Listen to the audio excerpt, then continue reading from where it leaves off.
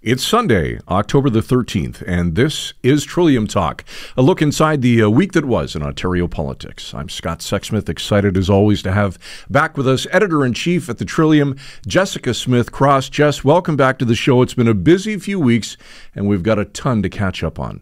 Thanks, Scott. Always happy to talk with you. Let's start with the forced treatment for people with addiction. Some Ontario mayors have begun openly pushing for it, following the announcement from the NDP government in BC. Here in Ontario, we've been getting some mixed messages from the government, specifically the Premier and his mental health and addictions minister. Let's begin, Jess, with what's motivating this. So what we're hearing from people in Ontario, these are the mayors who have started making this open and push for a change, is a lot of frustration with the encampments that they're seeing in their cities that are growing. And one thing that you hear is that with the toxic drug crisis, there's a sort of higher prevalence of brain injuries that come from repeated overdoses. And that all of this combined means that there's a segment of the population that really needs a lot of support in some ways, but they aren't being served well by the system. They might get an overdose reversed. They might get temporarily taken to a hospital, but then they're out again. So the mayors think that the solution is longer term, mandatory sort of mental health and addictions treatment. Now, there's a lot of pushback to that from folks in parts of the medical community, advocates for drug users, who say that treatment does not work when it is forced. All right, let's quickly talk about the conflicting messages from the Premier and the Minister. What were they? So the Premier has sounded open to it. And he actually said his Minister of Mental Health and Addictions, Michael Tibolo, is a quote-unquote big fan of what they're doing in BC, but Tibolo himself has been less enthusiastic about that, at least in his public comments. He talks about how he's seen some merit to what's going on in other provinces, naming Alberta, who has some similar pushes going on. But he's also made comments to the effect of Ontario is actually focused on building its capacity first for treatment before it can entertain this kind of idea. All right, it is Thanksgiving weekend, and we are certainly thankful for the story that just keeps on giving. The Greenbelt scandal, and following it, the Auditor General recommended that the province track submissions from lobbyists that may work their way into public policy.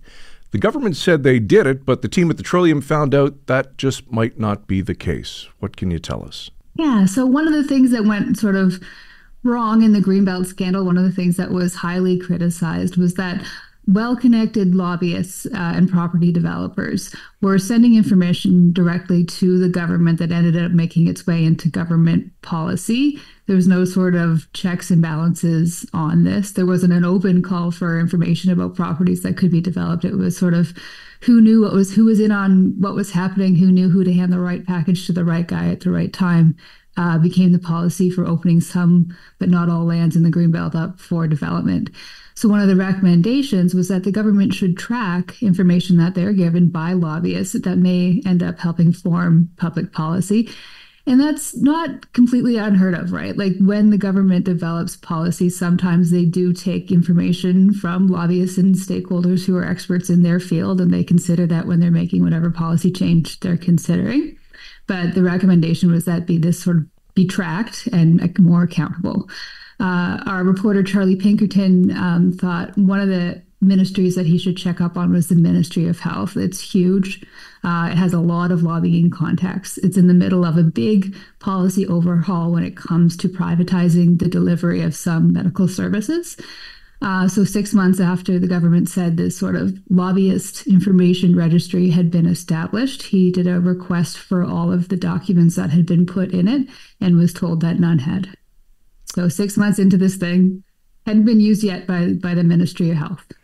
All right. Now, the minister does tell, I should say this before we move on. The minister says they are fully compliant now and that the FOI request was a snapshot in time.